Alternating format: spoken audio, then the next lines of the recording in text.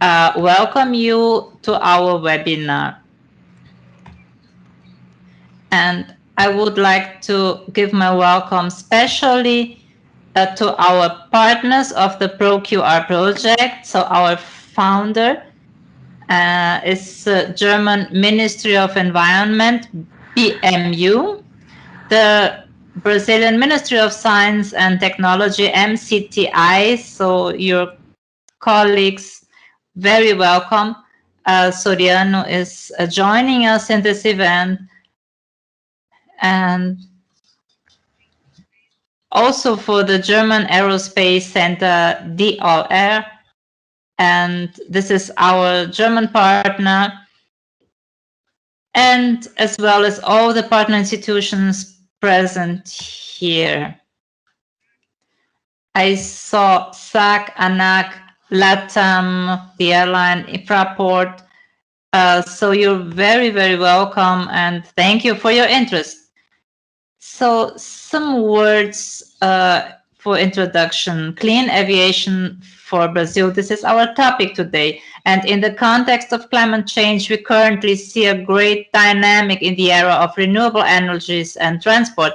This dynamic extends to the aviation sector, where we have since 2016 the ICAO-CORSIA agreement as a benchmark to reduce emissions from international aviation by 50% until 2050.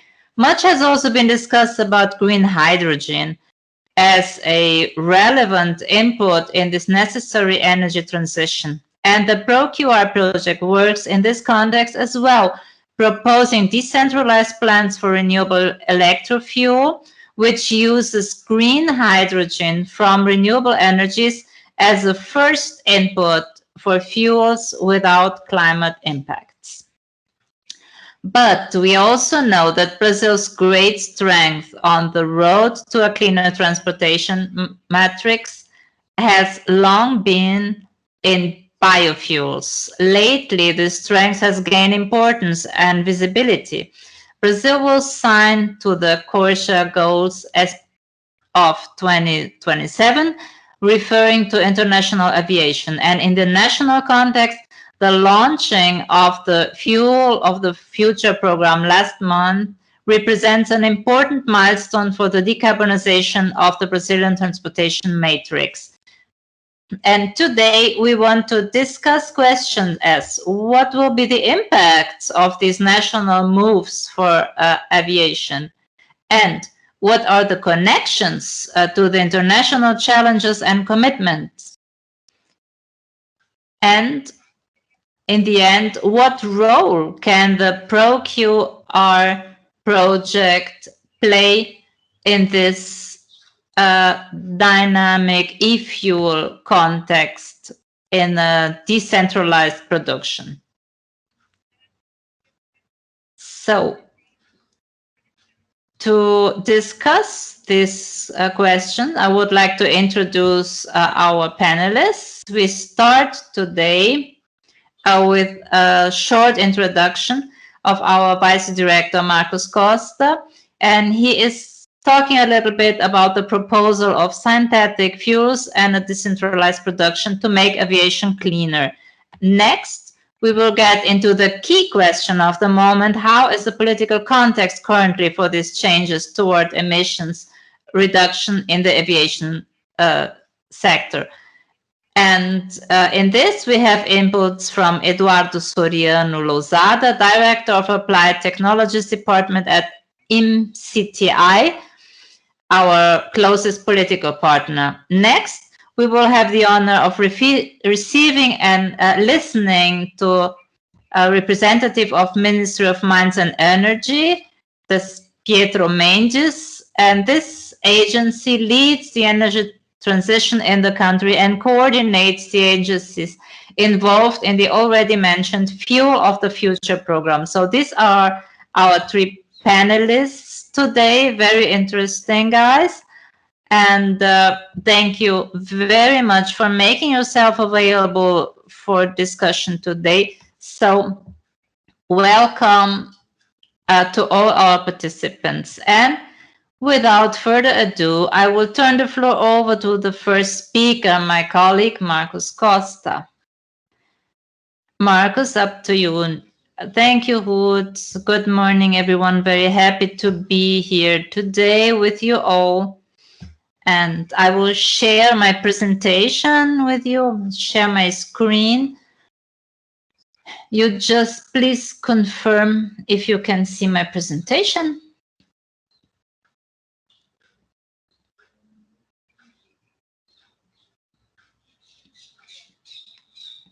Oh, I cannot share.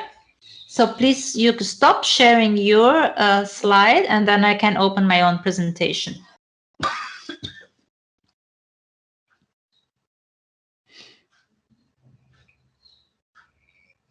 Thank you.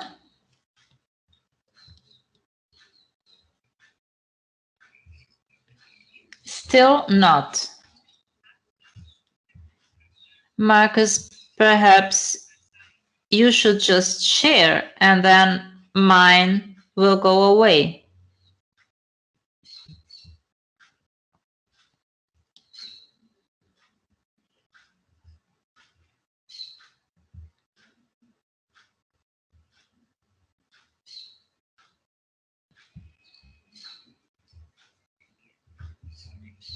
Yes, I believe now I will be able to join it. Can you see my presentation? Can you see my screen?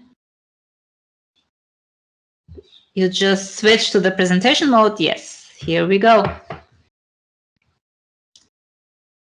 So thank you. Good morning, everyone. My name is Marcus Costa, and I'm an engineer, and I work at GIZ since 2013 in the different cooperation projects, and since 2019, I work in this ProQR project. This is part of the cooperation for a sustainable development between Germany and Brazil, as Hood already mentioned. The ProQR represents the German Environmental Ministry, BMU, and GIZ. We are the agent to organize the cooperation. We do this in many countries, more than 130 countries. We work for many agents. And we are part of German government, and we do the technical cooperation. Our political partner is the Ministry of Technology and Innovation. And we have also the German Aerospace Center, yes. So some facts and figures about ProQR. So we represent the German Environmental Ministry, and our Brazilian partner is MST, the Ministry of Science and Technology. We have 5 million euros as the first financing, and then a Brazilian part. So this is a partnership from 2017 to 2022. And our partners are the German Aerospatial Center, DLR. We have with a Brazilian Agency of Oil, Gas, and Biofuels. And we want to build an international reference for alternative fuels without climate impacts, with power to liquid, to produce sustainable aviation fuels. And in this whole process, we use green hydrogen, and the heart of our process is the Fischer-Tropsch synthesis. So this is in a structure of our project. We have 4 components, and we work on 4 components. First are pilot plans and the dialogue with the sectors, capacitation training, and collaboration with academy, and then dissemination. So we work in a very coordinated way to reach the goals of our project. So this is the institution. Since the beginning of our project, we have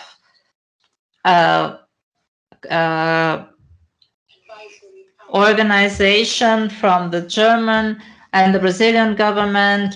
We work with 3 regulation agencies, with companies, with the private sector. So since the beginning, we had a multi-stakeholder dialogue because to help organizing this project. So our focus is aviation, and it's important to say that since the beginning, the dialogues between Brazilian and German sides, the consensus was to look for a model without the competition of electromobility. And we thought that aviation would be a good focus. And also the maritime sector could also be a possibility, but the focus really are alternative for all the modalities. So when we talk about a decentralized structure, we think about a disruptive method. So we wanted to leave the traditional models. So we had many steps and emissions on each step. And our proposal is innovative because we use biofuels. And we have a different idea. This is disruptive because we want to produce biofuel where it's used, decentralized form. This is one of many ideas. We have the Fischer-Tropsch. This is a heart. This is a process, and we want to combine renewable energies, a CO2 source, and a hydrogen source. We work to do the synthesis gas and have synthetic fuels. This is one of the ideas, but that's not the only one. And the difference is that this proposal has zero emissions.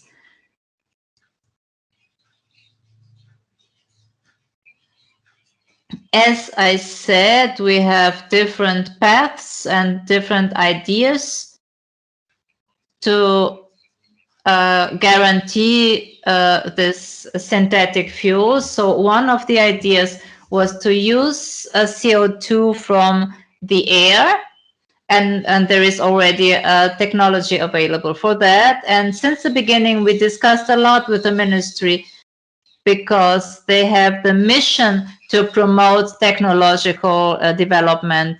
And we talked about different paths, for example, to use biogas as a source, to use glycerin as a subproduct on the biodiesel industry, to use different processes like ethanol production. So we have many possibilities here. And then in the end, you can get your renewable energy. So this needs to be certified in an international plan. And this will have to be done through the ASTM for biofuels. In 2019, the National Petroleum Agency decreed protocol that dealt with the fuels, with the emission limits. And nowadays, this resolution is being reviewed through a public consultation and audience.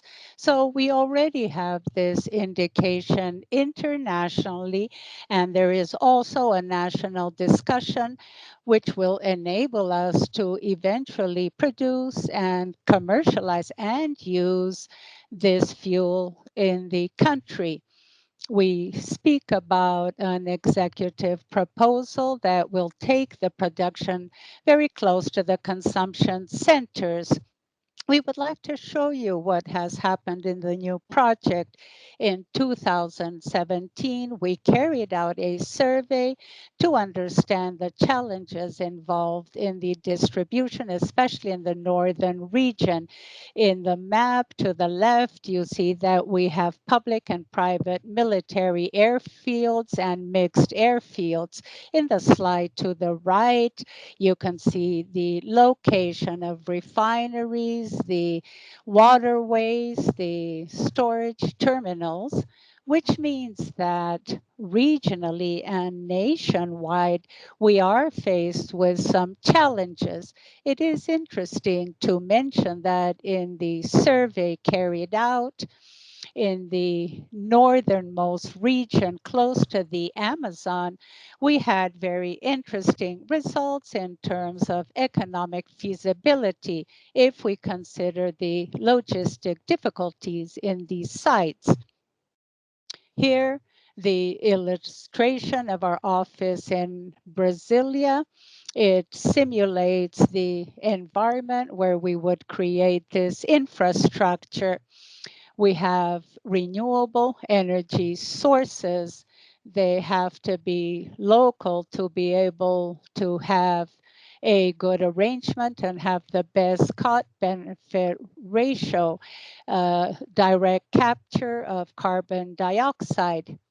And here the areas that store the process, as mentioned previously, to go from syngas to the final end product that will be apt for use. Here you have an overview of our activities since 2017. We have worked with dialogue, a great deal of dialogue with different actors, the validation of the concept, of course, between 2019 and 2020.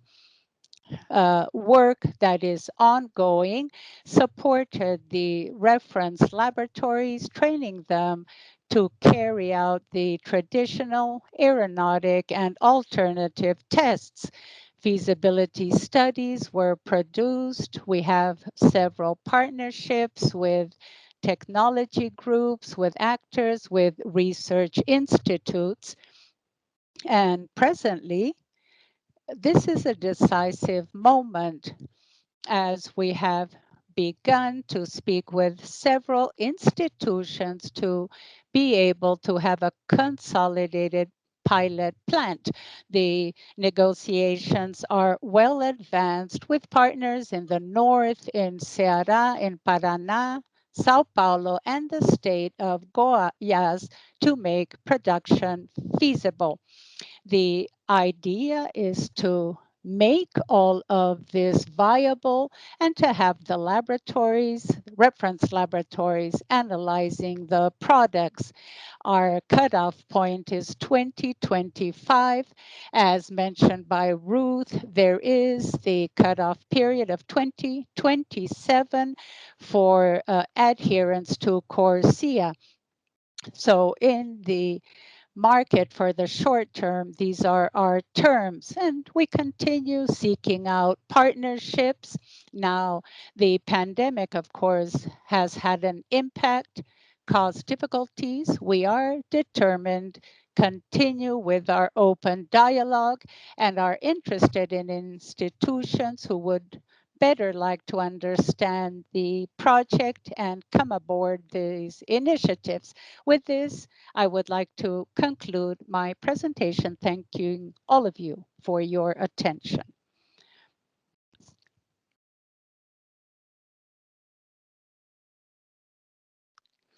Thank you very much, Marcos, for the presentation. Very interesting. And our political partner for the project is the MCTI and the Secretariat for Entrepreneurship and Innovation, Mr. Eduardo Soriano Lousada, who works closely with us in cooperation at GIZ.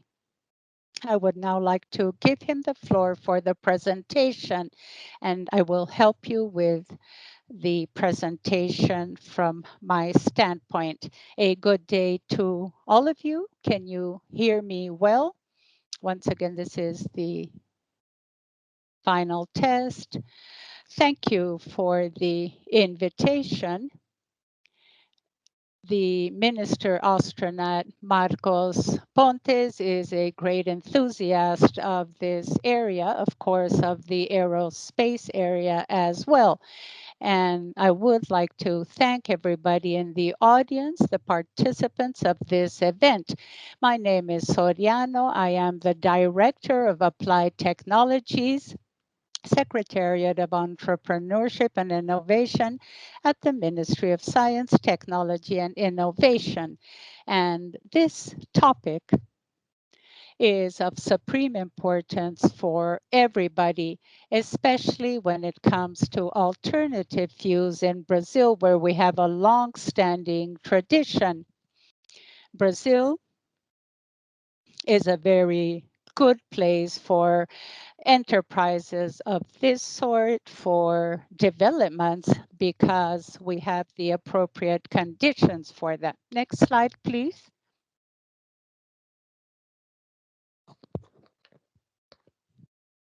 I'm sorry, I do not see the slides. I cannot see the slides.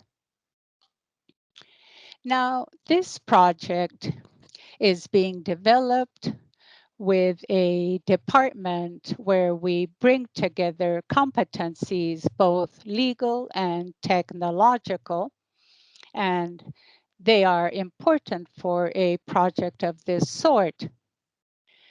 The sectoral dialogue, of course, is very important for this sector. We have energy, bioenergy, biofuels for transportation, and we are dealing with new technologies. So we need nanotechnology, advanced material industry 4.0. And in the ministry, we tend to bring all of this together.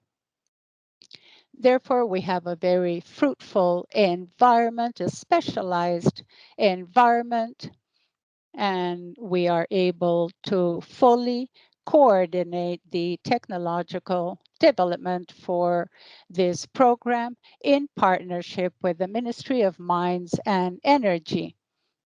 Now, what is very specific about the ProQR project is that we are the political partner. It's important to mention that we do have a strategic orientation framework for plans and guidance. It enables us to have a more secure environment for technological development and for the business part of this new field of renewable fuel for aviation, be it based on biological, synthetic, or blended fuels. And this is part of the national strategy for the Ministry of Mines and Energy, part of the energy plans. We had a biodiesel program that may contain significant raw material. We have the program Renova Bio, the fuel of the future, that of course has a great relationship with this fuel. And additionally, other activities that could directly or indirectly contribute to this. We have the hydrogen program that is presently being drafted, and it is at the core of this process. We have well, hydrogen can be used as a fuel, as energy for this area. What is interesting in biofuels is that in Brazil, we have a tradition of calling renewable fuel biofuel. Perhaps this is not the term that we're using in the ProQR program. They are biofuels. We also have a national energy policy that prioritizes investments.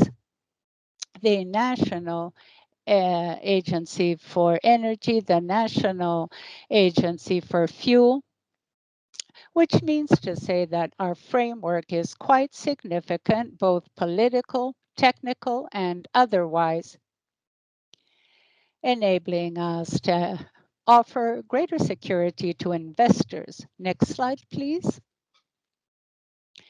The ministry has been very active through networks. Some are quite old for the implementation of diesel. We have a biodiesel network that can contribute and has been contributing to the process. We created a specific network for aviation fuel, RBAV, with renewable hydrocarbons for aviation. And once again, they can contribute technologically. There are several technological issues.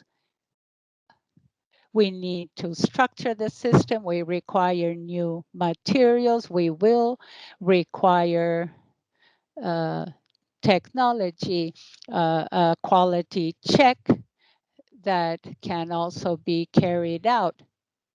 And we have the national network of combustion, which is quite old and will help us to move into the future. So this network structure enables us to bring together efforts to have the best researchers in Brazil, as well as their laboratories, infrastructure, and knowledge, all at the disposal of the project. The RBQAV came about 2.5 or 3 years ago. And initially, the task was to bring together the scientific, technological, and entrepreneurial community through events, through technical support to public policies, carrying out a mapping of research groups, the dissemination of information, and the identification of funding sources. Now, of course, this is a highly significant topic. These projects and initiatives need to have good management. Another important point is the funding for the risk area, specifically with the Foundation of Science and Technology. We receive resources through our cooperation with Germany, as well as from other international sources. We have a regulated research and development regulated by our regulatory agencies, and they are all contributing and offering guidance in terms of the priority for investment in these agencies. It's important to have a basket of investment without putting aside private investment, which can be very important. In the ministry, we have FINEP, an agency that fosters development. It offers economic subsidy. It has loans with very low interest rates. They offer funding for this. We also have the National Development Bank, the BNDES, for more industrial funding. So when we bring together the FINEP funding for the technological area and join it to the BNDES, we do have an interesting situation in Brazil for financing. We have some actions that are technologically aligned with the ProQR project. We have a large biogas project that could become a source for raw material. As mentioned before, we need CO2, we need hydrogen. We are supporting these research networks and planning to support the program Fuel of the Future in conjunction with the federal government, especially the Ministry of Mines and Energy, because the energy policies, of course, is a competency of the Ministry of Mines and Energy and the MCTI. And of course, this involves science, technology, and all of this is very important in this type of enterprise to have competitive production for aviation fuel in Brazil. Other examples of our activities, we are preparing and planning support to the National Program for Hydrogen, jointly with the Fuel of the Future program. We also have a Brazilian hydrogen initiative, IBH2, which is in a planning phase. And in terms of hydrogen, the ministry has been working since the year 2000, where we received mass investments at that time for hydrogen. As you know, there was an initial wave and then a certain stagnation when it comes to hydrogen. This has been resumed in Brazil as well as in other countries worldwide. And we have technical support to the resolutions of the CNP, all involving innovation. As was mentioned, this project is to replace the upstream of non-renewable inputs through a renewable downstream energy sources, renewable content, CO2 sources. This is a completely new world. And we are referring to conventional refineries, but this can also be in micro refineries or based on a distributed concept. Projects of this nature will not become feasible if we only produce aviation fuel. In other regions, it will be possible to produce other types of fuel. In the northern region of Brazil that has difficult access, difficulty to reach the rivers and large distances. In that region, what is sorely needed is not aviation fuel, but other types of fuel as well. And of course, we could work with the production of different fuel. What we're speaking about here is a break of paradigm. The post-pandemic resumption has been a green resumption, something that we expected. The energy transition has also led to this, and this project and initiative will have to be replicable in the space area. We also need to have independency in terms of raw material. The raw material can come from other sources, the use of renewable energy, low emission, a decentralized production, the possibility of replacing the upstream. And what is important is using ASTM certified routes or paths. In many cases, we also have to think about market niches. We show you an image of an airport in the middle of the Amazon forest. Who knows if we could have a small hydroelectric plant, solar panels producing fuel there. A very interesting aspect in this context is how we look at energy. Energy as OPEX is not always viable. Sometimes we don't have means to storage it. So sometimes you need to see energy as a capex. And when you get everything together, you can think about new business models. Yes, for the aviation, you can use the plant to produce fuel. You can see different business models for distribution on the airports. For example, if you have an airport in a green place,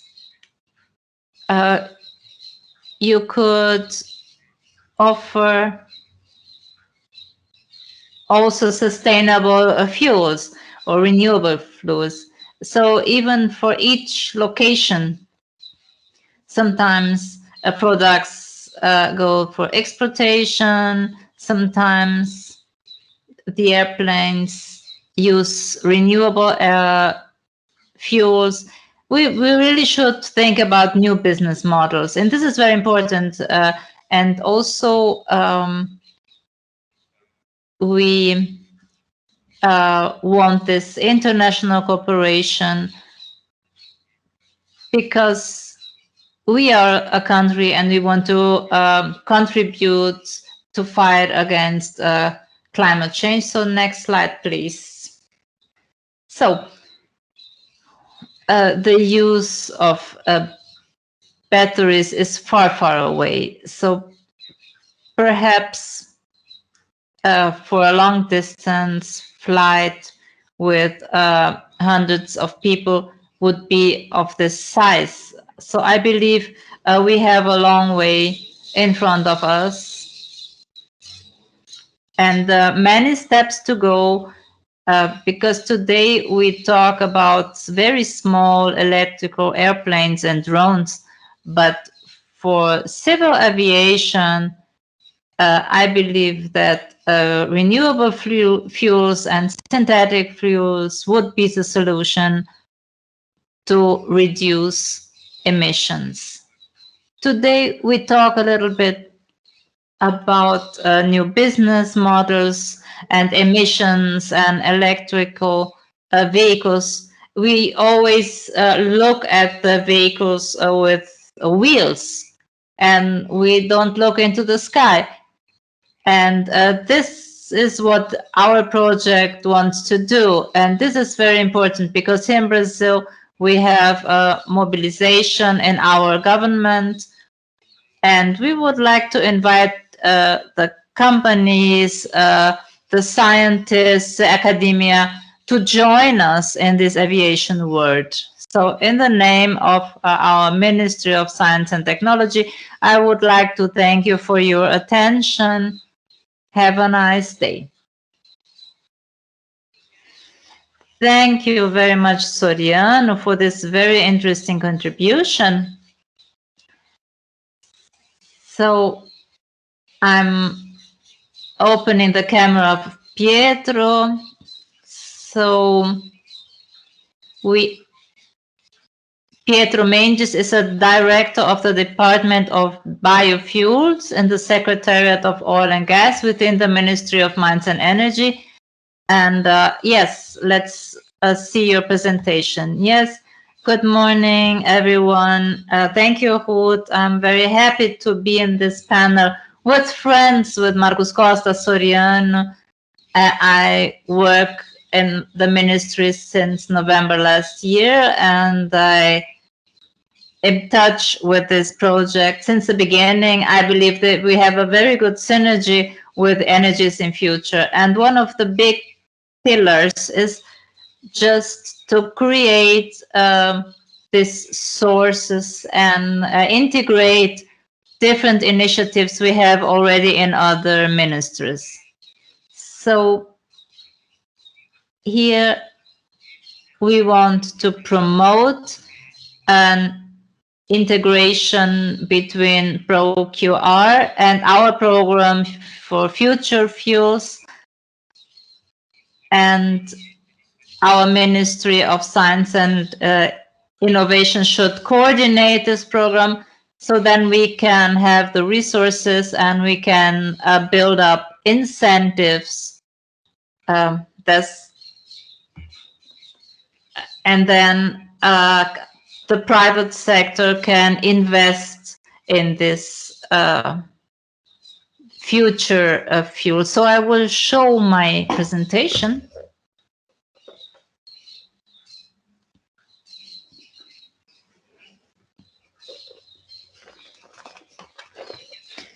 So here we have both together. We have the ProQR and the future fuels. An overview. When we started to discuss future fuels, we started with the idea to integrate public policies. For the auto cycle and all these programs we saw, there are some examples I want to show here. Soriano already showed us many public policies that are in place here in Brazil. And we are very concerned about doing this life cycle analysis from the well to the wheel. So for light vehicles, diesel cycle, and maritime fuels, not only from the tank to the wheel, but from the well to the wheel. So these are mechanisms we have in our program Renova Bio. So the production of biofuels is compared to the fossil fuel, and we have a lot of mechanisms to see we have no deforestation, and this is biomass from deforestation cannot be used in this program, and this biomass needs to be legal. So we really believe in the sustainability of biofuels. We can provide evidence that these are really sustainable fuels. And this life cycle analysis from the well to the wheel is very important. Then we have our legal framework, Costa 2030. We have another program to control emissions, ProQR. These are programs that are already in place. And also we have this PBE vehicular. This is a labeling program. So we will build and 6 committees. One here is missing. And we today will talk about this sustainable aviation fuels. Brazil is already signed CORSIA from 2027 on, and we really believe we need a public policy to produce sustainable aviation fuel and we need to be technologically neutral with low carbon. And here we have also the e-fuels. And when we think about the experience of the European Union, where they already have price indicators and production in the HEFA process, we believe that this politic is integrated with the biorefinery, so where we can use vegetable oils to produce green diesel and green naphtha. So this is, but of course, we can analyze also other paths to reduce emissions. So we won't decide for one or another path because we need really a lot of different paths.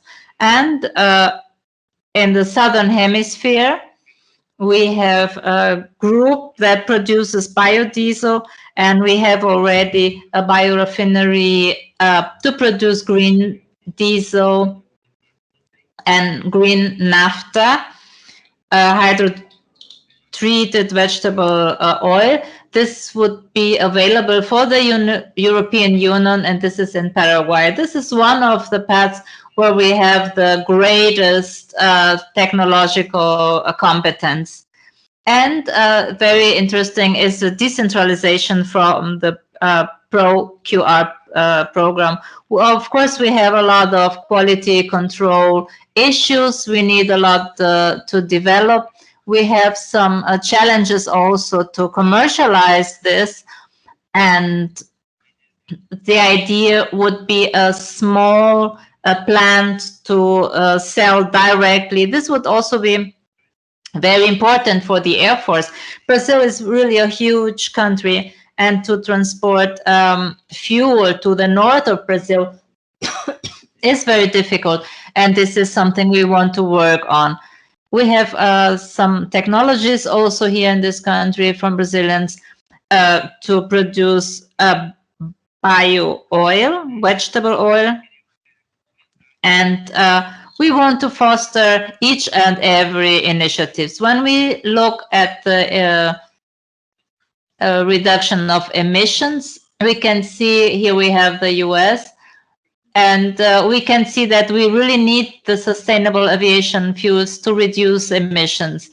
Our ministry has a company for energetic research, EPE, and EPE counts with biofuels from 2027 on, with 1% of the total demand. And this is something we want to do really in our subcommittee of the sustainable aviation fuels. And as Marcus Costa already mentioned, we need to combine the ethanol production is CO2 free, so we can and we can also use the capture of CO2, and then we can lower the percentage. So here I believe we need to talk about these numbers. We have to discuss a little bit how much percentage we want. And today, I believe I will show you much more questions than answers. So we have a lot of questions and not so many answers. And therefore, it's very important to discuss and to have this interchange for a very robust program. And then we have the production of HVO, bio-naphtha, and bio-LPG. And then we have the mandatory drop-in from Norway of 0.5% of sustainable fuels. And in Norway, they don't have this drop-in every airport. So we could, for example, here in Brazil, concentrate this in some airports, and perhaps this could make more sense when we offer this in a airport near the production site, or perhaps on the biggest airports, or for example, in a very far away airport. So these are many, many questions, and we need to answer them. So the volume of SAF in Norway should minimize the logistical costs for the consumers, and this would be the answer. So we want to minimize logistics, and we don't want a competition situation. So the goals we have, so the first goals, and we need to discuss this also in our committee, in our Ministry of Energy. So we want to see which points we want to validate in our committees. So the first point that we believe is very important, the Ministry of Infrastructure with other ministries worked a lot to reduce the costs of aviation fuels, because this is one of the biggest factors for the price of the air fees.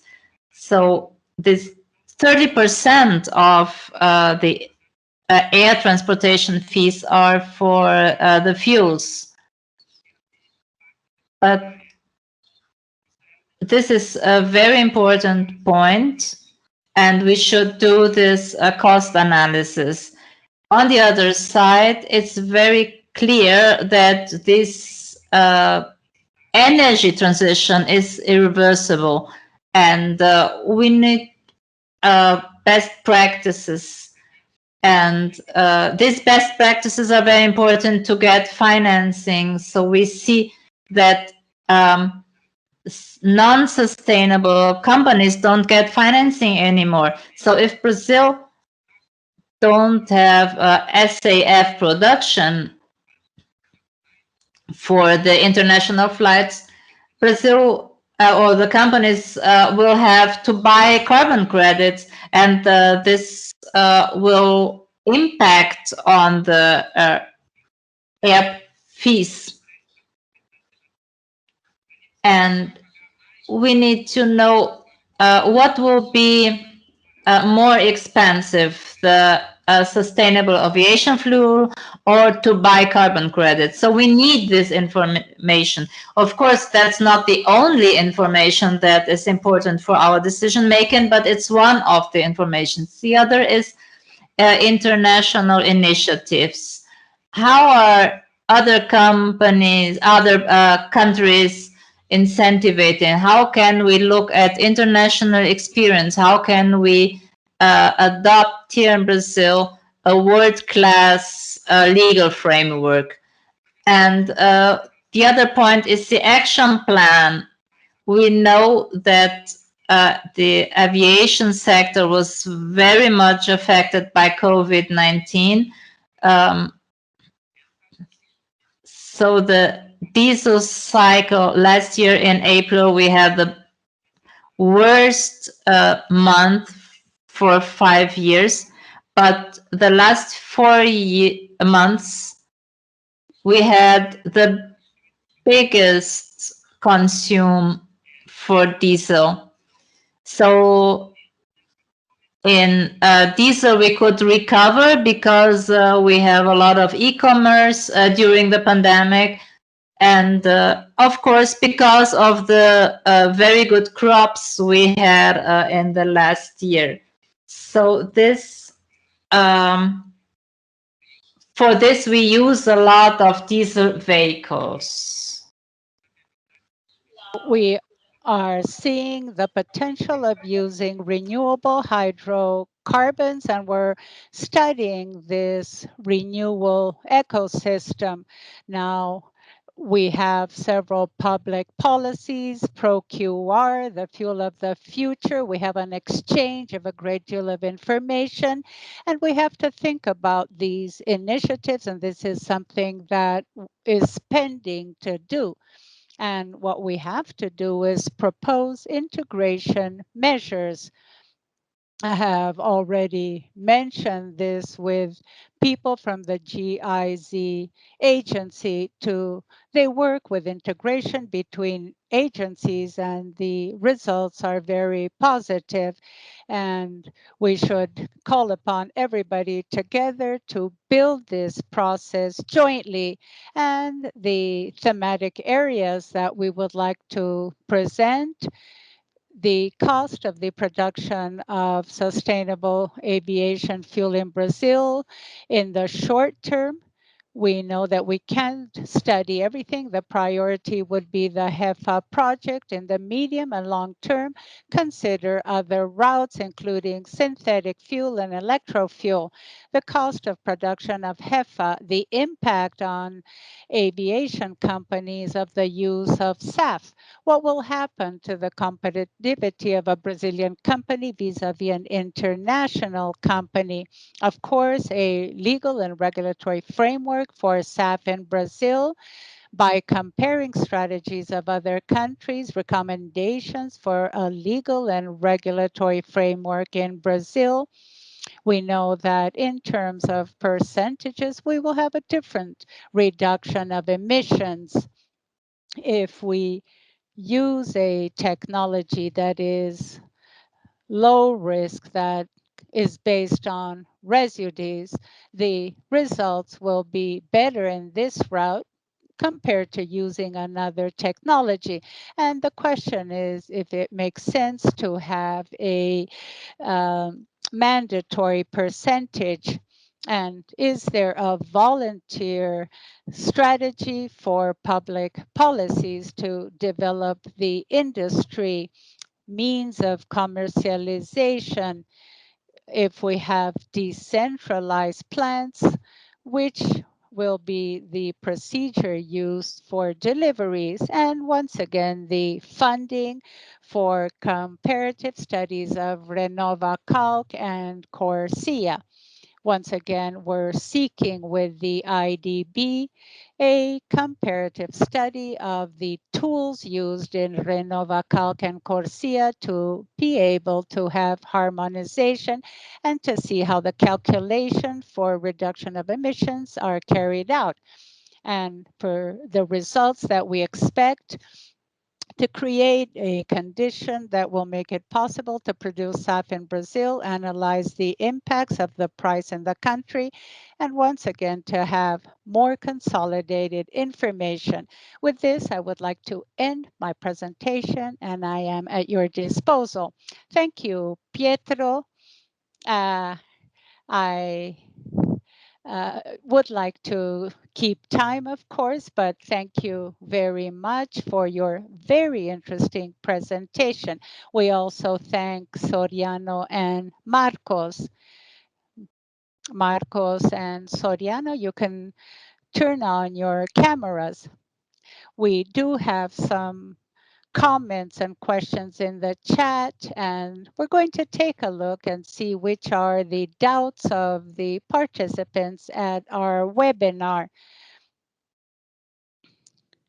Now, in the chat, we have already approached one topic that asks about the companies that would be interested in SAF production. We held a discussion on which would be the companies that would be interested in this market in Brazil. And you will be able to hear about this here. Now, I would like to call upon João Bruno Valentim, who would like to make the first remark. Caio Henrique. Once again, you can turn on your microphone and pose your question. A good afternoon. Many thanks for the presence of all panelists, a very positive vision coming from the ministries and interesting information on the project. I'm a researcher at the Federal University of Rio de Janeiro, and we're looking for a new functional catalyst that we can use to produce fuel.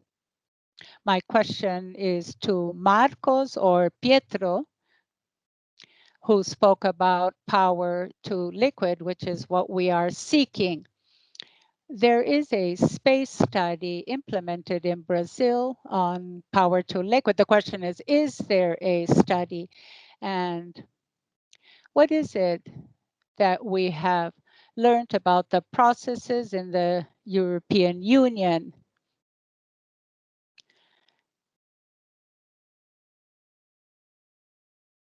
Who you can begin, and I will add to the information.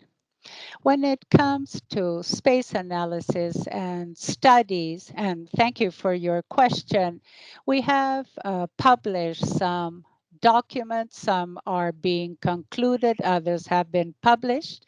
You will find them in our website, and I will ask Barbara to share the link of the website here. We carried out analysis of different challenges, always from the viewpoint of the potential, the economic viability, different sites. We have a study that is being concluded analyzing the 5 industrial sectors with the potential to produce syngas, the challenges for the environmental licensing of plants. Once again, some of these studies have been concluded, others are about to be concluded to share this information. In terms of Sapphire, we have held a very good dialogue with several companies in Brazil and internationally. We facilitated and supported the creation of a national consortia. We had Mineratec, Sunfire, Climb to Works, Hydro, that presently is part of a German group with the goal of offering technological solutions to develop plans for aviation fuels. Because of the exchange rate and other factors, we were not able to progress. We continue dialoguing with them, and what you see that is being announced and that will be implemented in Europe has already been discussed, but we have not discussed this in Brazil yet. I give the floor to Pietro. When I was still in the National Petroleum Agency, one of the ideas was to have a pilot plant. Now, the GIZ project offers resources but does not allow for investment in infrastructure or equipment. Therefore, we have attempted to find a partner that would be interested in this. We have not made strides, and there are some limitations in this clause, which is different from those of ANIL. And once again, this is an obstacle, but Eduardo Soriano will have an enormous challenge in terms of creating incentives, enabling companies to have advantages or some sort of qualification. I mentioned in my presentation, we're still at the stage of questions that we would like to respond to. And at the end, we hope to have the answers to all of these questions. This is Soriano. We're setting forth some actions, but we're still at the planning stage. We're supporting the academia, companies through subsidies. But we are setting up these actions through the development agencies, CNPq, FINEP, and others. And in coming months, we will have more novelties. Thank you. Thank you, Soriano. Caio, I hope that this has clarified your question. Before we go on to the next question, I would like to draw your attention to a contribution in the chat made by Pietro and João Pozo. What you call as well to wheel, is this the same from the birth to death? Well, we had a great deal of discussions in terms of the terms that we would use. Now, we have two different conceptions from well to wheel. You base yourself on the production of fuel until the use and the gas exhausts, and from the crib to the tomb, you consider the manufacture of the vehicle, you include that stage. And of course, the concepts are different here. Very well, thank you. I go back to the list of questions. Professor Claudio Mota, you may pose your question and welcome. Thank you, Ruth. And I would like to thank GIZ for this webinar. Soriano and I were together in a mission to Germany, as well as Pietro. Well, since I became aware of the ProQR project in Rio de Janeiro, I have been very enthusiastic. I think that this is the path to follow. Our mission to Germany was spectacular. We visited several institutions, opening up our minds. At the beginning, I drew attention to something, an issue in Brazil. What we have to keep in mind is the issue of electrofuels, especially when we use hydrogen, which is a generation through hydrolysis. In Brazil, we can use the solar part more broadly. This week, I watched a webinar on the use of CO2 organized by DECHEMA, a chemical society from Germany. I received an invitation, and one of the points mentioned was artificial photosynthesis, which means to prepare fuel based on solar emissions. What draws the attention? They compared the efficiencies of this artificial photosynthesis in different countries around the world. And Germany was not in a good position. Brazil did not appear. Bolivia had high efficiency because of the sun rays. My question to the three of you, is this a possibility when we're using catharsis for the production of hydrogen? I think photovoltaic perhaps would be a possibility, but in photovoltaic, based on the use of the sun, you produce electricity, and from electricity, the hydrogen. Now, photocatalysis is a more direct process. For the Brazilian context, I think that this is very important. I would like to hear your opinion. I can begin here, Ruth. Thank you, Claudio. A pleasure to see you again. When it comes to energy policies, we want the lower CO2 per megajoule. This is a more efficient process, and we have to remunerate this energy efficiency in some way or another. And we cannot select path one, A, B, or C. We have to be open about this. And we want to base ourselves on efficiency indicators and allow the private sector to use the correct indicators. Well, thank you for the question, Claudio. Thank you for your incentive. In this project, initially, we began with the solar fields, and we had a strong discussion of this in Germany and Brazil with DLR. And we came to the conclusion that any renewable source could be used. If you produce hydrogen, as long as it is renewable and efficient, very well. We can also use hydrogen produced by different types of industry. And we can hold a conversation further ahead to hear proposals.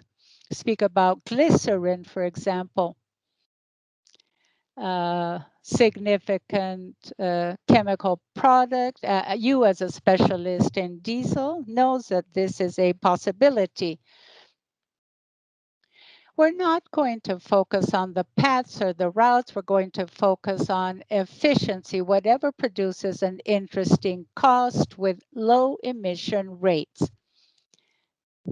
And this project referred to a very interesting fact that is energy as CAPEX and not OPEX.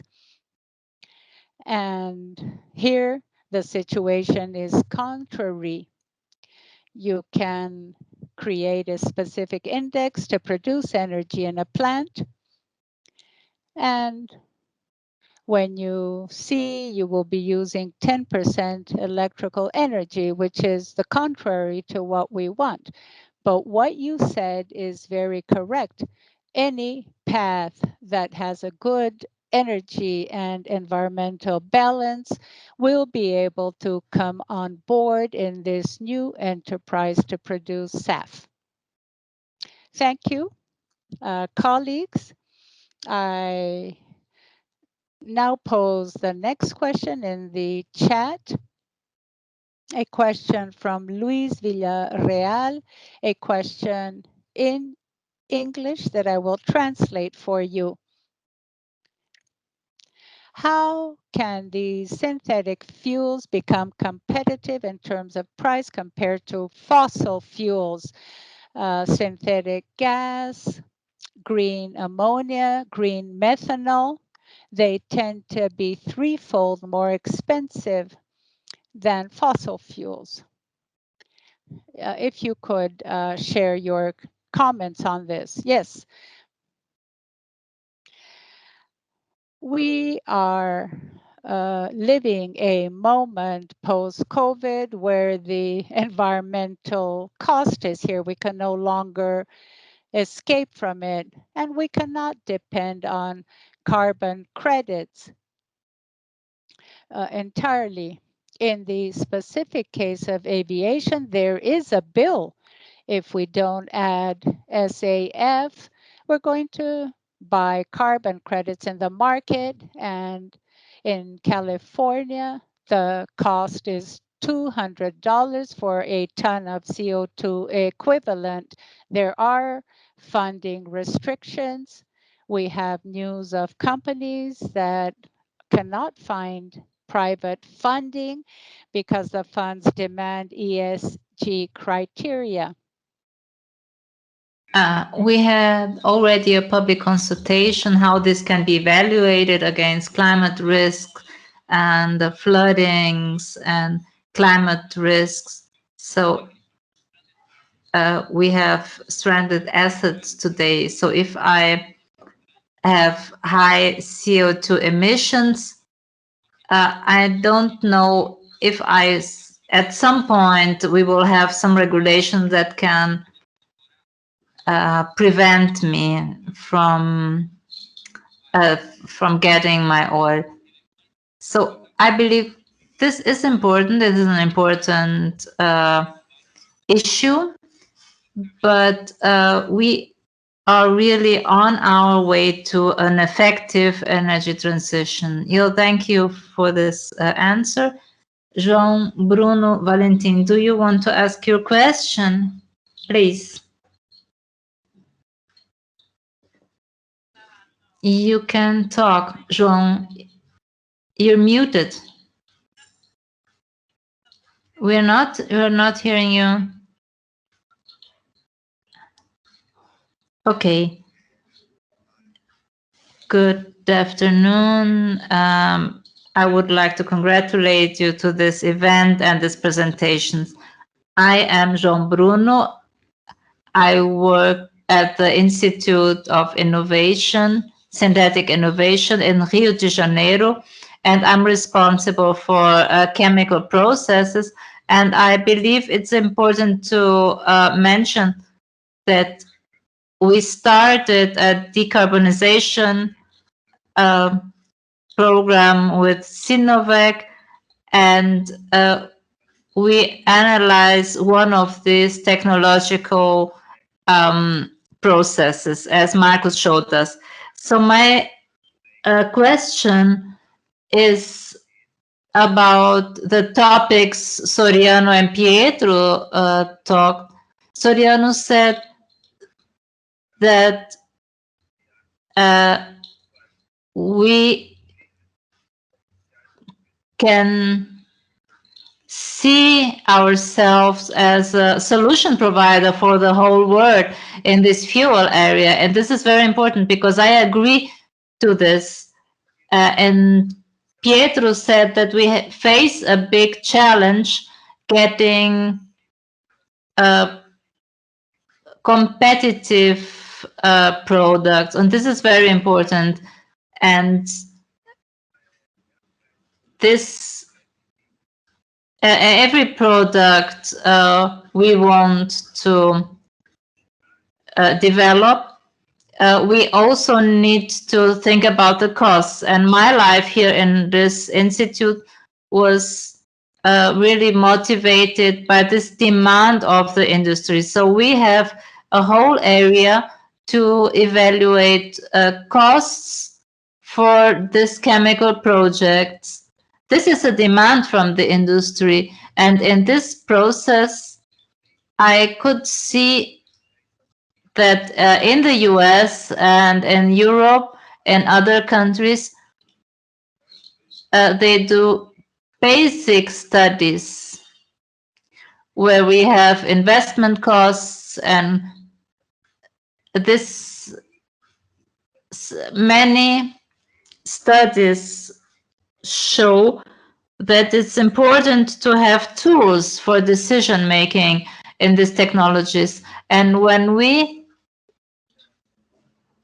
look at this concept with a very isolated generation, sometimes one technology can be adopted in one place and cannot be adopted in another place. So we have a lot of technologies and we have just to look in which context we can use them. And my question now, so I'm sorry, but I explained a lot, how can you see this demand? How can we foster this cycle for the application of different technologies? And can we need to give more information for the decision making for the government? And how can we foster this, and how can we use this information, and how can scientists see where is the problem in the technology? And then we can concentrate our research on these problems, because we need a lot of studies, because here in Brazil, we have so many opportunities, and we need to know where we should focus. Yes, I would. Well, I would like to start. I see that we need a lot of studies, and this is very difficult because we don't have enough resources for our studies, and we need international cooperations. For example, GIZ sponsors a lot of studies. We are looking for other sponsors, and we have some initiatives where we can focus our resources. But the expertise to do this coordination, I believe this is Soriano's job. So we work more on decisions. And Hoot, I really need to leave this meeting at 12:30. I have another meeting. Yes, just to complement what Pietro said. So the project is here, and we have still money and resources for studies we need. This is the first point. The second point is we are structuring some actions, as I already said in my presentation, but they're not ready yet because these actions, they need to be in line with energy politics, with our program Fuels for the Future, with our agency ANEL. So we need to focus, and we're waiting for some decisions. You know that this year we had we had some money of the National Fund of Technological Development. We cannot expect that much, but we are still waiting for these actions. So market niches are very interesting because sometimes we spend 3 or 4 or 5 liters of fuel just to bring 1 liter to some place. And sometimes the most expensive fuel is not this one, it's just the fuel we don't have. And sometimes this is important for our national security, for the Air Force. So lack of fuel costs a lot more than expensive fuel. And we have a lot of market niches. And we had some ideas in this project. And we really want to include the airplanes we have developed here in our country, and therefore we need the local production of these fuels. And what's most interesting, when we talk about people in these places, they say, well, we have a lack of fuel, we have a lack of gas, so this production is a very good idea with the co-production of other energies. But this is a very complex situation. I saw presentations in the past. You would take an airplane, put fuel, and you had to drop it. And this would contaminate whole rivers. So, you know how unsafe it is to take gas and to take liquids and to take oxygen in an airplane that is not built for that. This is really, I'm an engineer, but this is a high risk. This is a dangerous situation. And this we should consider. But not always this is the only possible path. Sometimes we need many actions to work together. Perhaps Pietro has an exact information, but the fuel for the aviation fuel in Brasilia comes from Belo Horizonte. So every 15 minutes, we have a truck leaving Belo Horizonte with fuel for Brasilia. So this is not a green airport. So there are many components, many arguments that can lower the price. So sometimes even if the fuel is a little bit more expensive, but you can compensate this. Important is you need to guarantee the quality of aviation fuel. And unfortunately, we don't have any resources to stop the plane in between if the fuel is not okay. So I believe this is the most important point. But we have opportunities, we have niches, and we have place in the market. Soriano, thank you very much. So, João, I hope your question is answered. So thank you for all these contributions. And we are getting to the end. Pietro already told us he needs to get away. So Fabio, you wanted to ask a question. You can just ask your question by email. Really, we will answer everything. And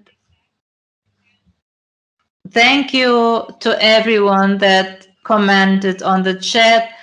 We will see who did the questions, who asked the question, and we will try to answer everything by email. But now it's lunchtime, and I believe we should come to an end here in our event. So if you're okay with it, I would like to thank everyone for this contributions, for your interest. I would like to thank our team here by GIZ, my colleagues Marcus, Barbara, and we wish to keep the contact with you and to foment the discussion about clean aviation. We would like to contribute with more events throughout the year, and we would like you to invite to visit our new website online with the PTX Hub in Berlin. And there you can see our studies, events, and you can register for our newsletter. Soriano, do you want the last word? Yes, I want the last word. I want just to say what Fabio told here. I think this is very important. He said in the chat, ANEL, this is the National Agency for Electricity, and he is from our team at ANEL, and he would like to participate. So these are not my last words, but I wanted just to comment on what Fabio said. He would like to participate. Thank you, Soriano.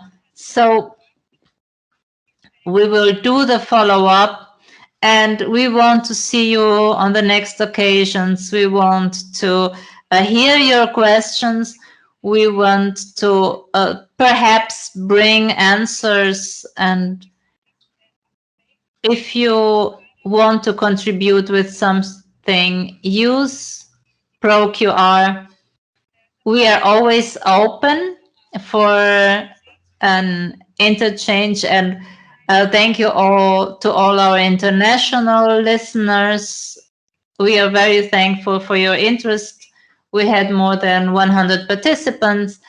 So I wish you a nice lunch. Have a nice day here in Brazil and in Europe. Goodbye and thank you.